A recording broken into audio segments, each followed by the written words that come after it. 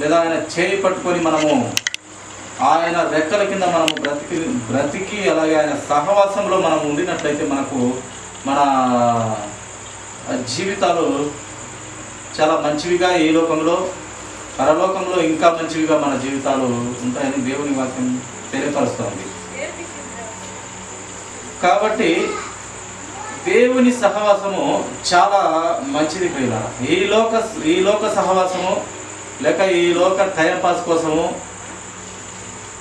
మనుషులు ఈ లోకములో దానే ప్రేమించి దేవునిని పక్కన పెట్టి ఈ లోకస్తులముగా ఈ లోక అలవాట్లుగా ఈ లోక విషయాలలో సంతోషపడుతున్నాము. కానీ అది పొరపాటైన జీవితము అని మనకు గ్రంథంలో చాలామంది మనకు తెలియపరుస్తారు, భక్తులు చాలామంది తెలియపరుస్తారు. కనుక ఆయన సహవాసంలో ఆయన చేయబట్టి మనము నడిచిన వారంగా ఉంటే మన ఆత్మీయ జీవితం బాగుంటుంది, ఈ లోక సంబంధమైన జీవితం కూడా బాగుంటుందని దేవుని వాక్యాలతో మనకు కనపడుతూ వినపడుతూ మనల్ని సరిదిద్దాలని దేవుడు పరిశుద్ధాత్మ ద్వారా వ్రాయించి ఉన్నాడు. చూడండి, యోబు గ్రంథము 22వ అధ్యాయము 21వ వచనం కూడా ఒక మాట చదవమ్మా. యోబు గ్రంథము 22వ అధ్యాయము 21వ వచనము. ఆయనతో సహవాసము చేసిన ఎడల నీకు సమాధానం కలుగును, అలాగున నీకు మేలు కలుగును. దేవునితో మనం సహవాసం చేస్తే ఏం జరుగుతుంది? మనకు సమాధానం కలుగుతుంది. అలాగున మనకు సమాధానం ఉంటే ఏమవుతుంది? శాంతి సమాధానాలు ఉంటే కుటుంబంలో లేక ఊరిలో లేక దేశంలో లేక ప్రపంచంలో శాంతి సమాధానాలకు మించిన ఆస్తి లేదు ప్రియులారా. దేవుని సహవాసంలో అవి దొరుకుతాయని భక్తుడు ఇక్కడ చక్కగా పరిశుద్ధాత్మ ప్రేరణతో వ్రాయిస్తూ వచ్చినాడు. ఆయన సహవాసం చేసిన ఎడల మనకు సమాధానము కలుగుతుంది, అలాగే మనకు మేలు కలుగుతుంది. మనకు కొంచెం టైం దొరికిన దేవుని ఆలోచన మనలో మనము వాక్యము చదువుకునే వారైతే దేవుని సహవాసంలో బాగుంటుంది. చదువు లేని వారైతే దేవుని పిల్లలు అనగా ఆయన రక్తంలో కడగబడినటువంటి పిల్లలు ఉంటారు కదా, వారితో దేవుని ఆలోచనలు మాట్లాడుకోవాలి. ఈ లోక సంబంధమైన వ్యర్థమైన పనికిమాలిన టైంపాసులు వదిలి ముసలమ్మ ముచ్చట్లు ఈ పనికిమాలిన కొండెలాడు ఈ జనాలతో ఉండకుండా దేవుని ఆలోచన కలిగి దేవుని జ్ఞానం మాట్లాడుకుంటే చాలా మంచిది ప్రియుల. టైంపాస్గా మనము ఎన్నో ఆడుతుంటాం. ఈ మధ్య పనులు లేవు, బాటలు లేవు, బారకట్టలు మనం విమర్శించడం కాదు, కానీ దేవుని సహవాసం తగ్గిపోతా ఉంది. ఈ లోక సంబంధమైన దాంట్లో మునిగి అదే సంతోషము అదే జ్ఞానము దాంట్లోనే వెతుకుంటున్నాము. కానీ దేవుని వేలు పట్టి నడుచుకుందాము, దేవుని ఆలోచన ప్రకారం బ్రతుకుదాము. యవనలు కానీ పిల్లలు కానీ పెద్దవారు కానీ ప్రతి ఒక్కరికి దేవుని ఏలు పట్టి నడిస్తే మంచిది. ఈ లోక సంబంధమైన పనికిమాలిన వ్యర్థమైన మాటలు మాట్లాడుకుంటూ వీరిట వారట ఇవన్నీ వదిలేసి దేవుని ఆలోచన తెలుసుకోవాలి. మొదటగా నా నీతి నా రాజ్యం వెతుకుడు అన్నాడు దేవుడు. ఏమన్నాడు ఆయన? మొదటగా వెతకాల్సిందంట మనం ఆయన నీతిని వెతకాలంట, ఆయన రాజ్యం వెతకాలంట. కానీ మనం మొదటగా వెతుకుతున్నది ఈ లోక సంబంధమైన ధనము, ఆస్తి, అంతస్తులు, గౌరవాలు, గొప్పలు చెప్పుకోవడం. నాకు గవర్నమెంట్ ఉద్యోగం ఉంది, లేక నా దగ్గర ధనం ఉంది, నాకు దగ్గర ఆస్తి ఉంది, వీలాంటి వాళ్ళకి మనము గౌరవిస్తాం. కానీ సృష్టికర్త అయిన దేవుడు, నీ కోసం నా కోసం ప్రజలందరి కోసం ప్రాణం పెట్టిన దేవుడు, సత్యవంతుడు, నీతివంతుడు, యథార్థవంతుడు, ప్రజలందరి కోసం ఆయన రక్తము ప్రోక్షించినాడు, రక్తము కాచినాడు, గ్రంథమంతటిని భక్తుల జీవితాలంతటిని గ్రంథంతో తడిపినాడు, రక్తముతో ప్రోక్షించి తడిపినాడు. అలాగే ప్రతి మనిషిని దేవుడు ఆయన రక్తంతో తడిపినాడంట. ఆయన రక్తంతో తడిపి పరిశుద్ధపరిచి నా వైపుకి తిప్పుకోవాలనుకున్నాను దేవుడు. కనుక అంత సమాధానం కలిగిన దేవుణ్ణి, అంత మంచి ఆలోచన కలిగిన దేవుణ్ణి, ఈ లోకాన్ని ఎంతో ప్రేమించిన దేవుని వేలి పట్టి మనం నడుచుకోవాలి. కానీ మన తెలివితేటలు మన జ్ఞానంతో మన అహంకార మాటలతో మనము ఉండకూడదని దేవుడు పరిశుద్ధాత్మ ద్వారా ఇక్కడ లేఖనాలు తెలియపరుస్తున్నాయి. దేవుని ఆలోచన చాలా ముఖ్యం. దేవుని ప్రేమ పొందుకోవడం చాలా ముఖ్యం. ఆయన అడుగుజాడలను అనుసరణ చాలా ముఖ్యం. ఆయన అడుగుజాడల్లో ఆయన మనకు మాదిరి 2000 సంవత్సరాల క్రిందట మాదిరి బ్రతికి చూపించిపోయినాడు. సాక్షాత్తు సృష్టికర్త అయిన దేవుడు. అది విందాము, ఆ నడవడికలో పెరుగుదాము, ఆ చిత్తంలో బ్రతుకుదాము, ఆయన కోసం బ్రతుకుదాము, ఈ జీవితాన్ని ఇచ్చిన దేవునికి మన జీవితాన్ని సమర్పించుకుందామనే మనసులు,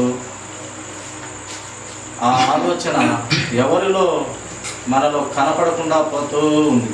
లోక సంబంధమైన జీవితంలోనే చచ్చిపోతూ ఉన్నాం. ఇంకా కూడా రక్షణ ఉన్నా కూడా మనుషులు చచ్చిన వారిగానే బ్రతుకుతూ ఉన్నాం. పిల్లలు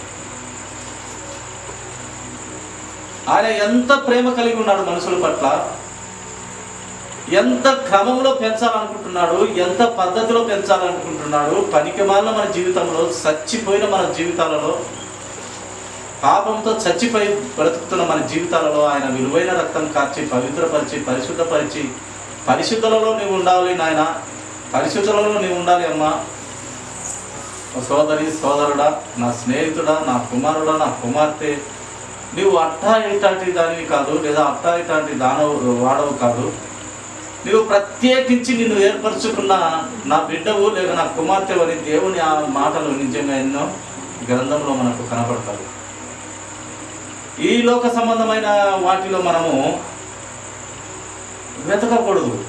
ఈ లోక సంబంధం అంతా ఒకనొక సంబంధము ఒక సమయంలో నాశనం అయిపోతుందంట. ఇది అపవాది ఏలుతున్నటువంటి లోకంలో ఉన్నటువంటి జీవితం. మనుషులమైన మనం అందరం కూడా నేత్రాశ, జీవకుటంబము, ఈ శరీరాశ ఎన్ని దేవుని వలన పుట్టినవా కాదు, లోకం వలన ఈ యొక్క అపవాది వారి నుండి పుట్టినటువంటి. కానీ వాటినే నరుడు మనుషులము వాటినే నమ్మి, వాటిలోనే ఆనందం, వాటిలోనే సంతోషము. చచ్చిపోయినా పర్వాలే, ఒకడు తాగుడుకు బానిసైతే ఆ తాగుల్లోనే వాడు చనిపోతా ఉన్నాడు.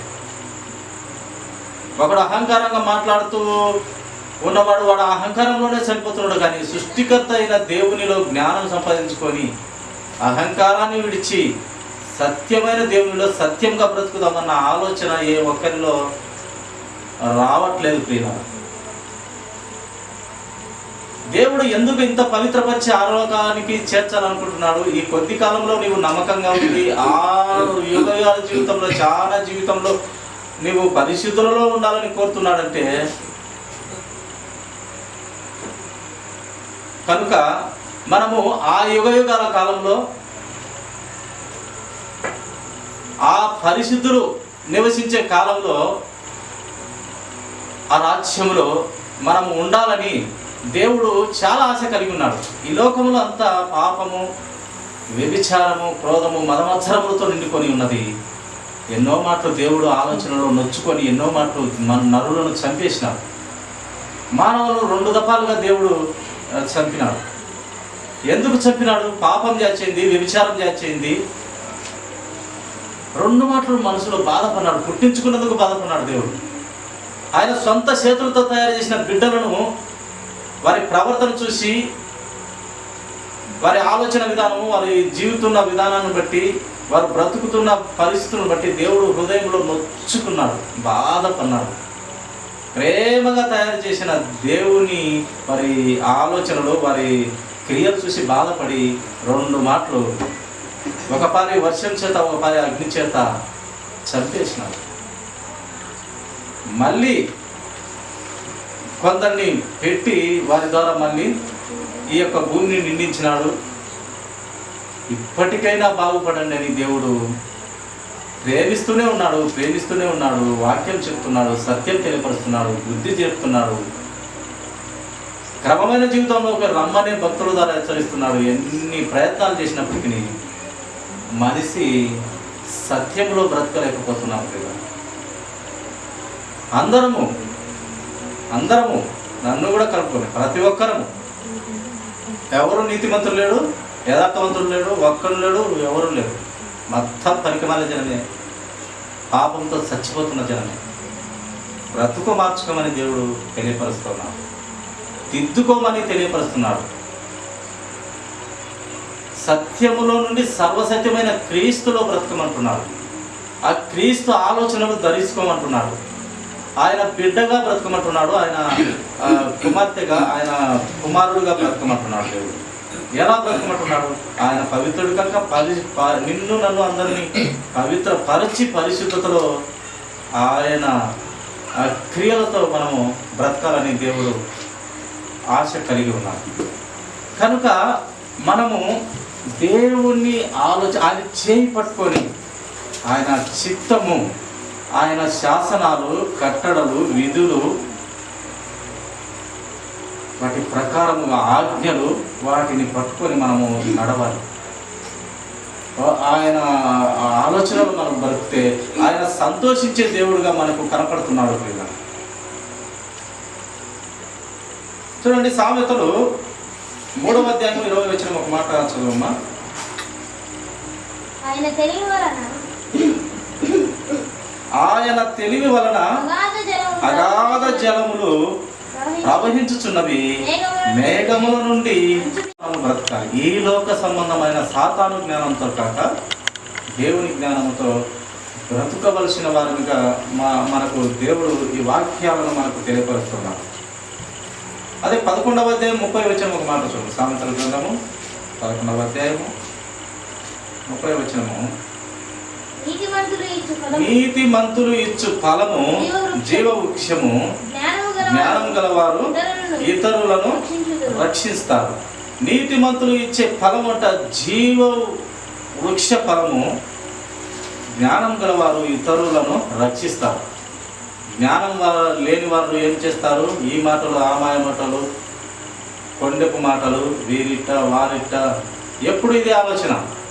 వీరు ఏం చేస్తారు? రక్షించకపోగా వారిని నాశనం చేస్తారు. కొండెపు మాటలు, పనికిమాలిన ఆలోచనలు, టైంపాసు క్రియలు, పొద్దుపోక పనికిమాలిన ఆలోచనలతో బ్రతుకుతూ ఉన్నాం. నిజంగా దేవుని వాక్యాన్ని వినడము, అది టీవీలో కానీ వినొచ్చు, లేదా సెల్లులో అయినా వినొచ్చు, లేదా చదువు వస్తే బైబిల్ గ్రంథం ద్వారా వినొచ్చు. ఎంతోమంది ఆయన శిష్యులుగా, ఆయన సేవకులుగా, ఆయన దాసులు ఎంతోమంది వాక్యాన్ని ప్రకటిస్తున్నారు ఉచితముగా. ఆ వాక్యం విని వాక్యంలోని జ్ఞానం సంపాదించుకొని దేవుని ఆ ప్రేమ మనం వర్ణించలేము, కానీ ఆ ప్రేమ ఎంత నేర్చుకోవాలనుకుంటే అంత దేవుడు నేర్పిస్తూ వస్తాడు. ఆయనే నేర్పించాల్సిన పైన ఆయన శిష్యులు, ఆయన దాసులు, ఆయన పనిలో బ్రతుకుతున్న వారు నేర్పిస్తారు, తెలియపరుస్తారు దేవుని జ్ఞానాన్ని. కనుక దేవుని జ్ఞానం గలవారు ఇతరులను రక్షిస్తారు. జ్ఞానం లేని వారు రక్షించలేరు. ఇంకా రక్షించలేకపోగా ఆ పాతాళానికి పంపించడానికి మంచి పనికిమాలిన మార్గాలు తెలియపరిచి వారిని ఆ యొక్క పాతాళంలో కాల్చేదానికి పంపిస్తారు. కానీ జ్ఞానం గలవారు ఇతరులను రక్షించడానికి లేదు. ఆ జ్ఞానము అయిన దేవుడు మనల్ని రక్షించడానికే ఆయన ఈ లోకానికి ఆ జ్ఞానం కలిగిన దేవుడు ప్రతి ఒక్కరిని రక్షించడానికి వచ్చినాడు. వీలైతే నీవు దేవుని ఆలోచనలోకి తిరిగితే వారు ఒక ఆత్మను రక్షించిన వారు అవుతారని దేవుని వాక్యం మనకు తెలియపరుస్తున్నారు. చూడండి, లూకాసు వార్త 19:10 ఒక మాట చదవమ్మా.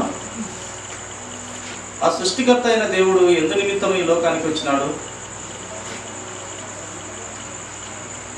19వ అధ్యాయము 10వ వచనము. సృష్టికర్త అయిన దేవుడు ఈ లోకానికి ఎందు నిమిత్తం వచ్చినాడు? ఎవరి కోసం వచ్చినాడు? నశించిన దానిని వెదకి రక్షించుటకు మనిషి కుమారుడు వచ్చనని అతనికి వచ్చింది. మనిషి కుమారుడు అనగా యేసు క్రీస్తు ప్రభువారు నశించిపోయిన దానిని, ఏ దాంట్లో నశించిపోయింది? సత్యంలో బ్రతుకుట నశించిపోయింది, దేవుని వేలు పట్టి నడుచుట నశించిపోయింది, ఆయన రెక్కల కింద బ్రతుకుట ఇష్టం లేకపోయినా అది జనాలకు, అది నశించిపోయింది. కానీ ఆ నశించిన పోయిన దానినే పరలోకం నుండి సృష్టికర్త అయిన యేసు క్రీస్తు ప్రభువారు ఈ లోకానికి వచ్చింది ఎందుకు? ఆ నశించిన పోయిన దానిని, ఆ దేవుని జ్ఞానంతో బ్రతికే వారి కోసము దేవుడు రక్షించనికే ఆ సృష్టికర్త అయిన దేవుడు వచ్చినాడు. రక్షించటమే కాదు, ఆయన ప్రాణాలనే పెట్టాడు, ఆయన పరిశుద్ధ రక్తమే ఇచ్చినాడు. వాటితో పవిత్రపరిచి పరిశుద్ధపరిచి చాలా కాలమైన పరలోక రాజ్యంలో నీవు నేను ఉండుటకు కృప కలిగిన దేవుడు వరాన్ని ఇచ్చినాడు. కృప కలిగిన దేవుడు మనకు ఏమి ఇచ్చినాడు? గొప్ప వరం ఇచ్చినాడు. ఆ వరం ఏంది? నీ నోటితో ఒక్కసారి, నీ సొంత నోటితో ఒక్కసారి యేసు క్రీస్తు ప్రభువారు నిజమైన దేవుని కుమారుడు, ఆయనే లోక రక్షకుడు, ఆయన ద్వారానే మన పాపములు క్షమించబడతాయని మనము మారు మనసు కలిగి పాప క్షమాపణ నిమిత్తము మారు మనసు కలిగి బాప్తిసం తీసుకుంటే, ఆయనను దేవుడని ఒప్పుకొని, దేవుని కుమారుడని ఒప్పుకొని, దేవుడే ఆయన కలువరి శిలువలో చనిపోయి దేవుని కుమారుడు కనుక దేవుడు లేపినాడని నీవు విశ్వసించి నమ్మి బాప్తిసం తీసుకున్నట్లయితే ఇంకా నీకు ఆ వరం పొందుకున్నట్టే ఇంకా నీవు నరకంలో అయితే కాలకుండా పరలోక రాజ్యంలో ఉంటావు. పరలోక రాజ్యంలో కూడా నీవు దేవునికి దగ్గరగా, దేవునికి సన్నిహితంగా, దేవునికి ఆనుకొని, దేవునికి మరింత దగ్గరగా, దేవుని సింహాసనం మీద కూర్చున్నటకు కూడా ఎన్నో బహుమతులు, ఎంతో పెద్ద జీవితం అక్కడ నీకు ఇవ్వాలనుకుంటున్నాను. ఎప్పుడు అది సాధ్యం అంటే, ఆ రక్షించబడిన నీవు ఆ పాపాలు ఒప్పుకొని నీవు ఎప్పుడైతే దేవుని అంగీకరించి ఆయన చేయి పట్టి లేదా ఆయన వేలు పట్టి ఆయన రెక్కల కింద మనము బ్రతకాలని ఆయన వాక్యం అంగీకరించి వాక్య ప్రకారం బ్రతికినట్లయితే, ఆయన చిత్తంలో బ్రతికినట్లయితే, ఆ వాక్యాన్ని అంగీకరించి వాక్య ప్రకారము మనం బ్రతికినట్లయితే అప్పుడు ఆ ఫలాలన్నీ నీకు అక్కడ ఇస్తారు. ఆ యొక్క బహుమతులన్నీ నీకు అక్కడ ఇస్తారు. లేక నీవు రక్షణ పొందుకొని కూడా అలాగే ఆయనను అంగీకరించి ఆయన రక్తంలో కడగబడి పరిశుద్ధత అయినాక కూడా నీవు విశ్వాసము తగ్గి ప్రభువుకు దూరంగా, ఆయన రక్తంలో కడగబడి విశ్వాసం తగ్గి ప్రభువుకు దూరంగా బ్రతికినట్లయితే నీవు ఉంటావు. కానీ పరలోకంలో ఎక్కడో దూరంలో దిక్కుమాలిన ముఖం వేసుకొని ఏడుపు కొట్టు ముఖంతో ఉంటాం మనం. ఆ ఏడుపు కొట్టు ముఖము ఆ దిక్కుమాలిన దూరంగా ఉండేదానికంటే మనం ప్రభువుకు దగ్గరగా ఉండే జీవితాన్ని ఈ లోకంలో మనము బ్రతికి మన క్రియల ద్వారా కనపరుచుకోవాలి. ఎవరికి? ఈ లోకానికి అయితే కాదు, కానీ దేవునికే అలా కనపరుచుకోవాలి. లోకానికి కనపరుచుకోవాల్సిన అవసరం ఏమీ లేదు. కానీ అలా బ్రతికితే నీకు ఆటోమేటిక్గా ఆ పరలోకంలోనే నీకు అంత దేవుడు విలువిచ్చినప్పుడు ఈ లోకంలో కూడా నీకు గౌరవ మర్యాదలు అయితే ఉంటాయి. కనుక యేసుక్రీస్తు ప్రభువారు పరలోక రాజ్యం నుండి నశించిన పోయిన దానిని వెతికి రక్షించడానికే వచ్చినాడు. అలాగే ఆయన రక్తంలో కడగబడిన ప్రతి బిడ్డ, ప్రతి కుమారుడు కుమార్తె ఆ నశించిపోయిన వారి కోసము దేవుని వాక్యం ప్రకటించి వారిని రక్షించే ప్రయత్నం చేయమని దేవుడు మనకు ఒక బాధ్యత పెట్టినాడు. పెట్టలేదా? పెట్టి ఉన్నాడు. మీరు వెళ్ళి సర్వ సృష్టికి నలుమూడు దిక్కులకు వెళ్ళి నా యొక్క శిలువ సువార్త వ్యర్థం కాకుండా నా గురించి తెలియపరచండి. క్రీస్తుని గురించిన సువార్త తెలియపరిచి ఆత్మలను రక్షించండి. నరకానికి వెళ్ళకుండా పరలోక రాజ్యానికి ఆయన ఉచితంగా టికెట్ ఇవ్వడానికి సిద్ధంగా ఉన్నాడు. నీ సొంత నోటితో దేవుడు యేసుక్రీస్తు ప్రభువారు ఆయనే నిజమైన దేవుని కుమారుడు, ఆయన ద్వారానే మనకు రక్షణ అని తెలియపరచండి. తెలియపరిచిన తర్వాత వారు మనస్సు మార్పు చెంది పాప క్షమాపణ నిమిత్తము మారు మనసు కలిగి యొక్క బాప్తిసం తీసుకుంటే రక్షింపబడతారు. రక్షింపబడిన తర్వాత పరిశుద్ధాత్మ దేవుని వరం పొందుకుంటారు. వరం పొందుకున్న తర్వాత మనము మొత్తానికైతే ఆ నరకంలో కాలకుండా దేవుని దగ్గర ఉండిపోతాం. ఇంకా నీవు ఏమన్నా చెయ్యి, ఆ వరం అనేది నిన్ను పరలోక రాజ్యంలో చేరుస్తుంది. ఏ వరం అది? ఒక్కపారి నోటితో ఒప్పుకొని దేవుని అంగీకరిస్తే, బాప్తిసం తీసుకుంటే ఆయన నామములో, తండ్రి నామంలో, కుమారుని నామంలో, పరిశుద్ధ ఆత్మ నామంలో ఈ ముగ్గురి అయినటువంటి ఏక దేవుడు అయినటువంటి వారి ముగ్గురి నామంలో మనము బాప్తిసం పొందుకుంటే మనము ఆ యొక్క నరకము నుండి తప్పించబడతాం. నిజంగా దానిని ఇంకెవరు తీసివేసేదానికి లేదు. ఒక్కపారి మన సంతానంతో ఒప్పుకోవాలి. ఒప్పుకున్న తర్వాత నీకు పరలోక రాజ్యంలో ఉంటారు. ఇంకెవరు దానికి చెప్పలేదు. ఇంకా నువ్వు తర్వాత నీ జీవితం ఎలా ఉన్నా కూడా పరలోక రాజ్యంలో అయితే ఉండటం నీవు ఖాయం. కానీ ఆ రాజ్యంలో ఇందాక అనుకున్నట్టు దేవునికి దగ్గరగా ఉంటే నీ జీవితము అద్భుతంగా ఉంటుంది. దేవుని పని నువ్వు చేస్తావు. అక్కడ కూడా దేవదూతలకు బోధ చేస్తావు, ఎన్నో బహుమతులు ఇస్తావు, ఎంతోమందికి అధికారిగా పెడతాడు. ఇంకా నీవు దేవుని పనిలో చక్కగా దేవునికి లోబడి బ్రతికినట్టయితే ఆయన సింహాసనం వేస్తానని చెప్పినాడు. ఇప్పుడు ఎవరన్నా ఆయన సింహాసనం, ఇప్పుడు ఈ లోక సంబంధమైన సింహాసనముకు ఎంత పాకులాట జరుగుతుంది. కానీ ఈ లోక సంబంధమైన అయితే ఒకనొక దినము లయమైపోయే సింహాసనం. కానీ పరలోక రాజ్యము అనే ఆ యొక్క దేవుని సింహాసనము లయము కాని సింహాసనం ప్రియులారది. ఆ సింహాసనం పొందుకుంటే ఈ లోక సింహాసనాల కల్లా చాలా పవర్ఫుల్ అయినటువంటి సింహాసనం అది. లయము కాని ఆ యొక్క ప్రపంచం, అది లయము కాని ఆ యొక్క పవిత్ర పరిశుద్ధ స్థలమైనటువంటి ఆ సింహాసనం. దాంట్లో నీవు ఉంటే అంతకన్నా కావాల్సింది ఏముంది ప్రియులారా. చూడండి, మరి ఒక మాట మనం చూసుకొని ముగించుకున్నాము.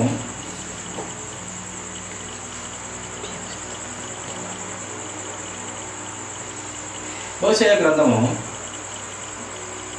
6వ అధ్యాయము 3వ వచనం మాట చదువుమా.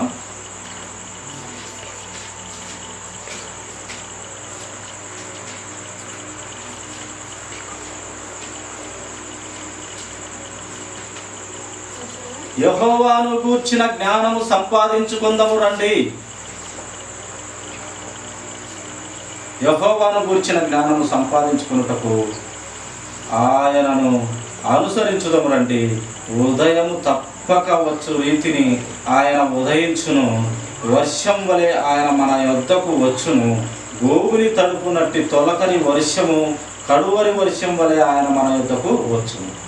యెహోవాను గూర్చిన జ్ఞానము సంపాదించుకుందాము రండి అనే మాట ఎప్పుడన్నా మనము వింటున్నామా? ఈ లోక సంబంధమైన ఈ లోక సంబంధమైన జీవితాలలో మనం యెహోవాను గూర్చిన మాటలు, ఆయన జ్ఞానము కొంచెంసేపు, ఆయన పిల్లలము, ఆయన రక్తంలో కడగబడిన పిల్లలమైన మనము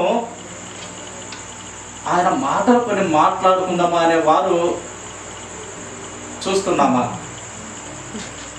ఏ పని బాట లేదు, నన్ను కూర్చొని ఒక టైం పాస్ ఆట ఆడుకుందాం.